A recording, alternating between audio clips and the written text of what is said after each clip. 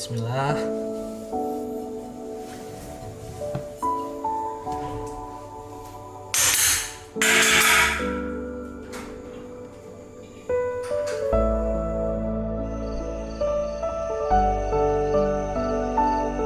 Ayo cepat bangun. Ayo bangun. Ayo semuanya bangun. Subuh cepat. Subuh waktunya sholat. Ayo bangun. Ayo bangun waktunya sholat subuh. Ayo bangun. Ayo sholat subuh. Ayo bangun waktunya sholat subuh. Bangun. Ayo. Hei, ayo bangun semuanya. Bangun. Ayo bangun mas, bangun. Ayo bangun. Hei, waktunya sholat subuh. Ayo bangun dulu.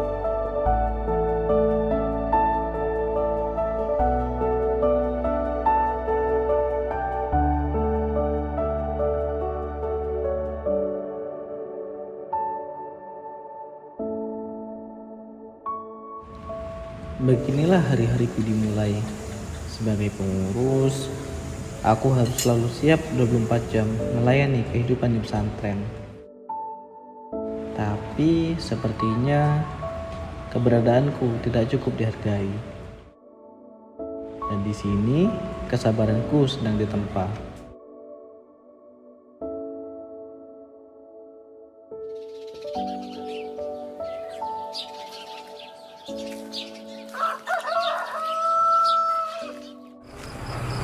Makasih ya mas. Oh iya Ustaz.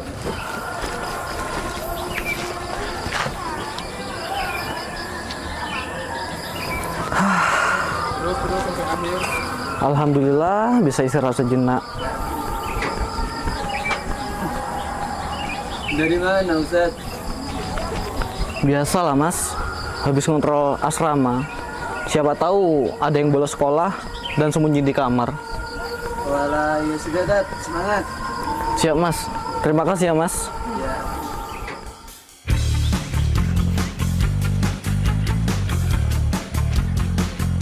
Data itu nggak lihat Tat.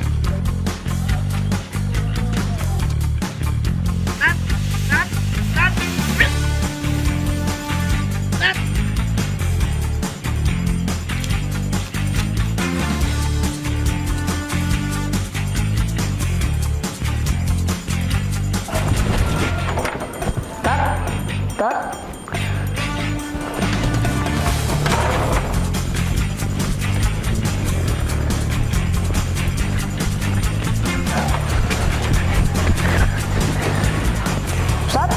Ustaz.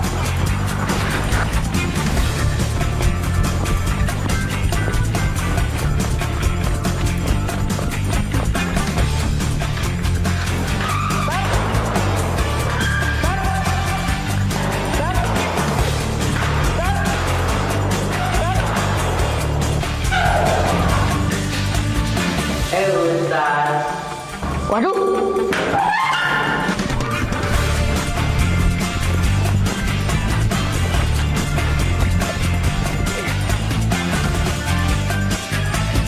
Itu tuh.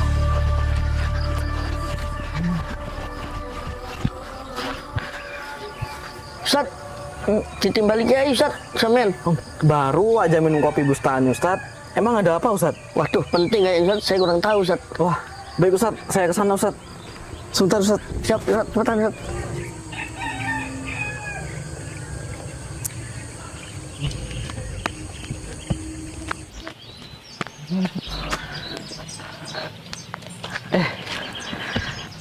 Jadi pengurus itu berat ya. Terkadang kau tidak bisa menikmati hidupmu sendiri. Tat, ayo Tat, malah ngomong sendiri. Ayo Rat.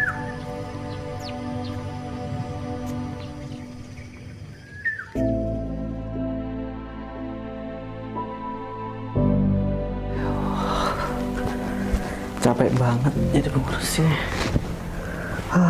Udah malam. Istirahat lah. Tiduran bentar lah.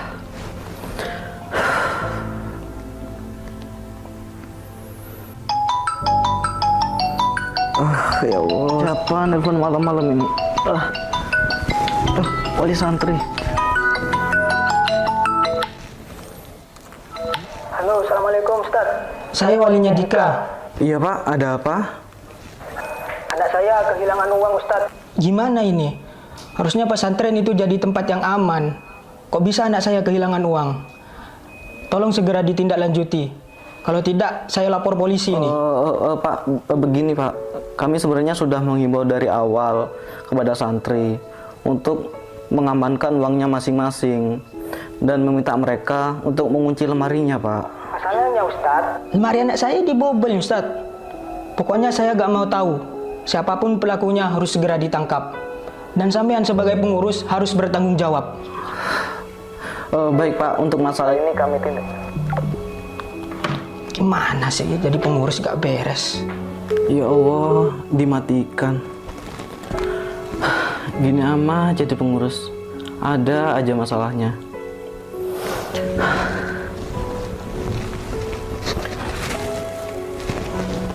Ya, ginilah jadi pengurus. Ya beginilah jadi pengurus. Seperti menjadi customer service ya.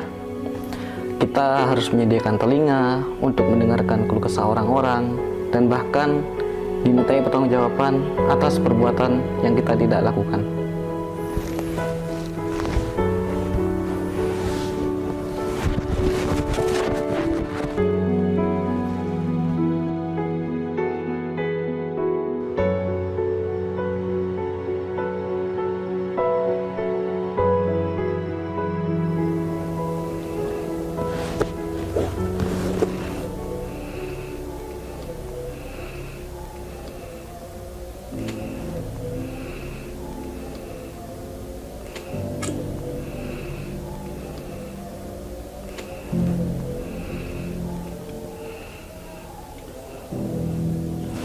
Ustadz, saya mau tanya Ustadz, saya pernah gak sih merasa capek jadi pengurus?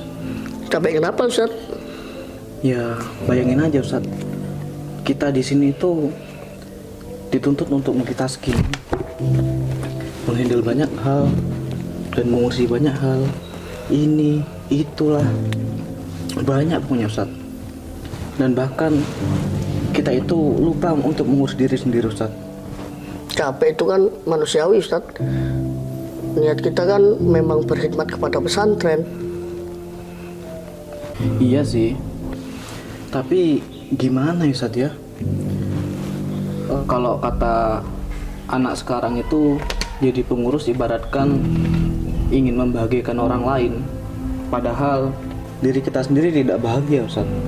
Itu resiko perjuangan Ustaz.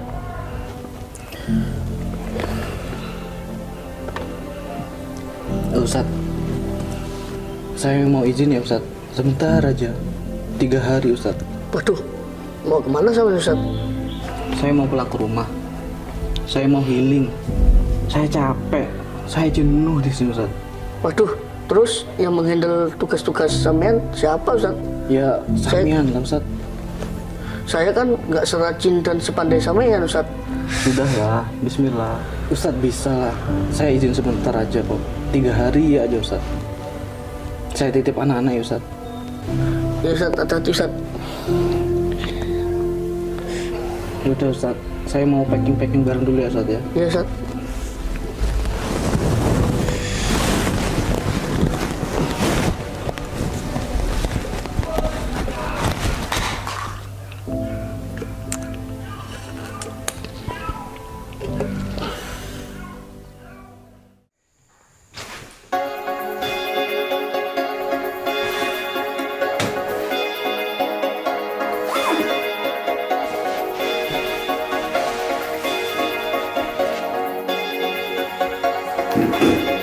Cinta satukan hati, kuatkan jiwa menghadapi dunia.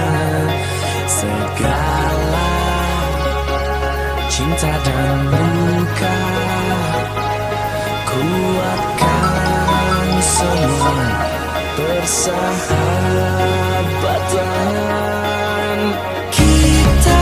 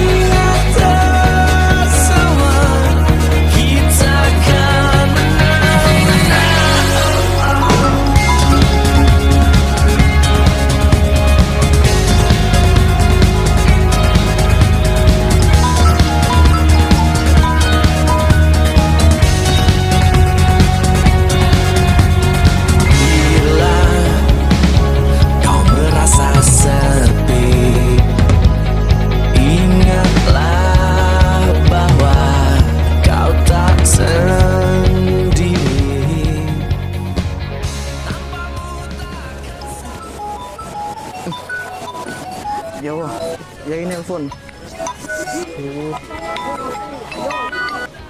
Belum sehari healing udah telepon Yai. Angkat gak ya? Udah deh. Assalamualaikum Ustaz. Waalaikumsalam. Apa healingnya masih lama Ustaz? Yai, nggih sampun nggih. Ya kalau sudah selesai segera kembali ke pesantren.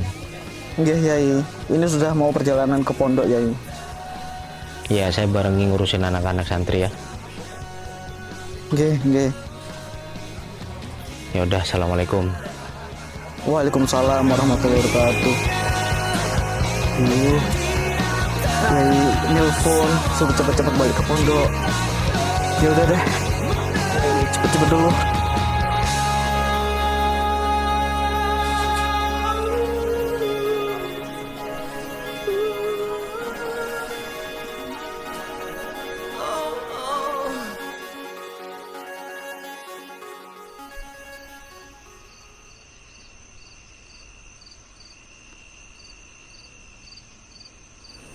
Assalamualaikum Yai. Waalaikumsalam.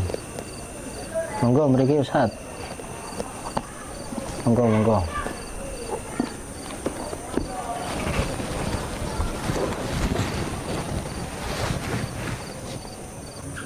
Kemarin kenapa kok pulang Ustaz? Gini Ustaz, setiap orang punya bagian masing-masing Ustaz. Ada yang jadi santri yang diurus, ada juga santri yang mengurusi sekaligus jadi pengurus. Oke, Yai. Memang dalam berkhidmah itu seolah-olah kita seperti orang yang hina. Kita harus siap melayani orang lain. Tapi justru ini perbedaan kita dengan yang lain. Justru ini kemuliaan di sisi Allah Subhanahu wa Ta'ala. Seperti halnya mencari ilmu, Ustaz. Berkhidmah juga berat. Orang bekerja rela berangkat pagi, pulang pagi, Ustaz.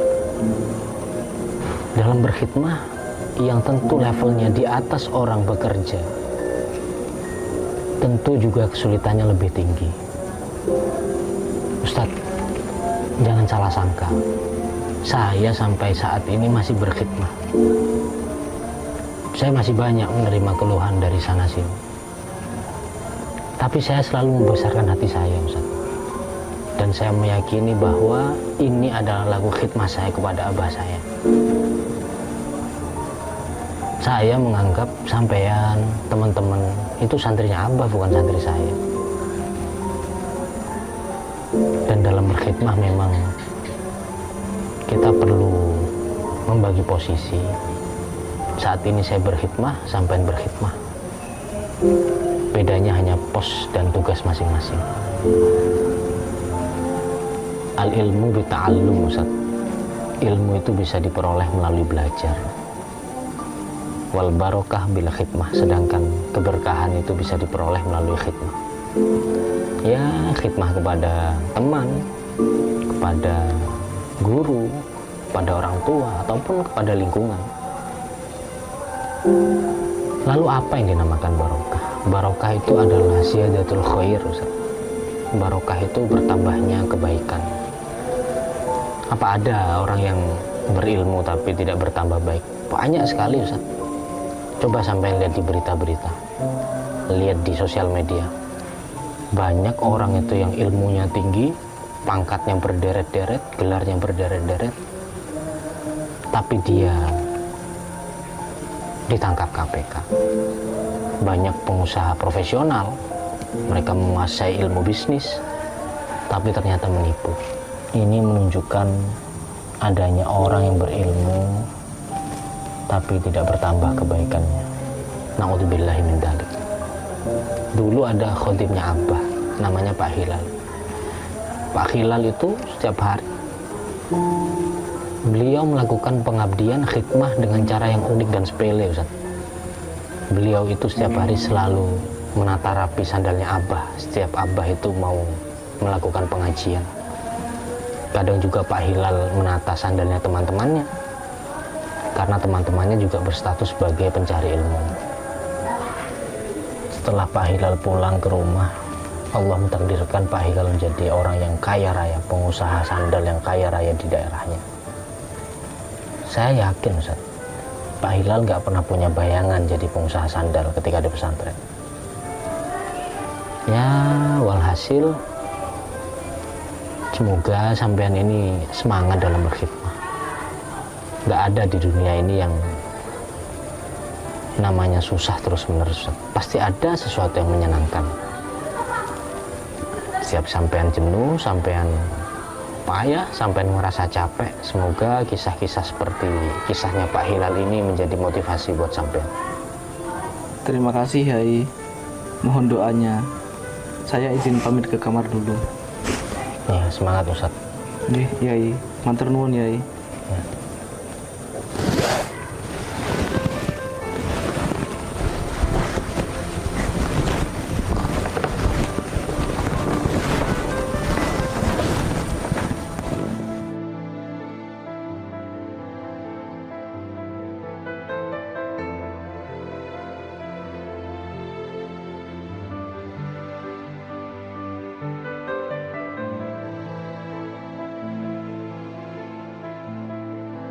Ustadz, niki ada sedikit bingkisan dari saya, mohon diterima. Terima kasih sudah menjaga anak saya di pondok. Makasih ya Bu ya. Ya. Alhamdulillah dapat bingkisan dari wali santri.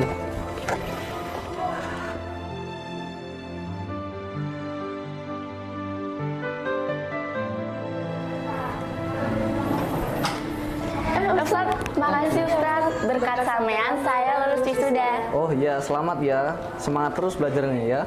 Terima kasih Ustadz. Ya. Terima kasih Ustadz.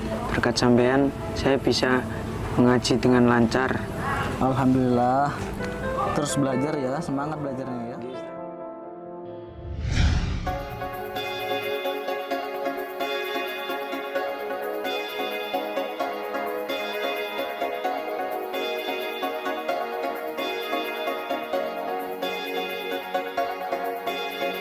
Cinta satukan hati, kuatkan jiwa menghadapi Terima kasih ya Ustaz. Alhamdulillah.